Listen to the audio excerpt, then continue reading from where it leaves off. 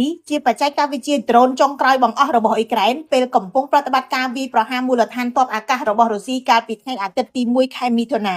ដ្រូនទាំងនេះប្រើប្រាស់ការទំនាក់ទំនងតាមខ្សែកាបអុបទិកជំនួសឲ្យរលកសញ្ញាវិទ្យុសកម្មដែលធ្វើឲ្យរុស្ស៊ីស្ទាក់ចាប់មិនបាន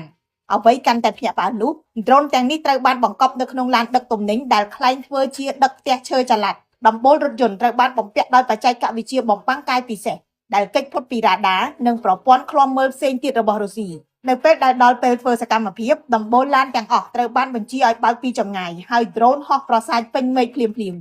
ដ្រូននីមួយៗត្រូវបានបំពាក់ដោយគ្រាប់បែកដៃ RPG ដែលអ៊ុយក្រែនអាចបញ្ជាបំផ្ទុះពីចម្ងាយឡានដឹកទំនិញដែលអ៊ុយក្រែនកែច្នៃជាពិសេសនេះថែមទាំងមានស្ថានីយសាកថ្មភ្ជាប់ជាមួយថែមទៀតផង2 ឬក៏ 3 ថ្ងៃមុនការវាយប្រហារកងកម្លាំងអ៊ុយក្រែនបានបើកឡានបន្លំដឹកផ្ទះឈើចល័តទាំងនេះទៅកាន់គោលដៅដែលបានកំណត់ទុកជាមុននិងនៅចម្ងាយប្រហែលជា3 គីឡូម៉ែត្រប៉ុណ្ណោះពីមូលដ្ឋានទ័ពអាកាសសំខាន់ៗរបស់រុស្ស៊ីនៅតំបន់ស៊ីបេរីនិងអាកទិក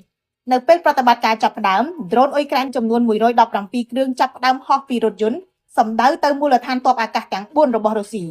វាទៅបំផ្ទុះយន្តហោះចម្បាំងដែលកំពុងចតសំកាំងខ្លួននៅក្នុងមូលដ្ឋានឃ្លាំងផ្ទុកប្រេងឥន្ធនៈនិងប្រព័ន្ធរ៉ាដាថែមទៀតដោយសារតែរថយន្តដឹកដ្រូនមានទីតាំងគៀកជិតនឹងប្រព័ន្ធការពារដែនអាកាសរបស់រុស្ស៊ីពេករុស្ស៊ីមិនមានពេលគ្រប់គ្រាន់ដើម្បីវាយប្រហារតបតទៅលើដ្រូនទាំងនោះទេយោងតាមសេវាសន្តិសុខអ៊ុយក្រែនហៅកាត់ថា SBU ដែលស្រង់ផ្សាយដោយទូរទស្សន៍ CNN យន្តហោះរុស្ស៊ីដែលឆេះទាំងនោះរួមមានយន្តហោះទម្លាក់គ្រាប់បែកប្រភេទ Tu-95 និង Tu-22M3 និងយន្តហោះស៊ើបការ A-50 ដែលរុស្ស៊ីតែងតែប្រើជារឿយៗដើម្បីទម្លាក់គ្រាប់បែកលើទឹកដីអ៊ុយក្រែនសរុបជាទឹកប្រាក់ខាតបង់ប្រហែលជា$7,000 លានអាមេរិក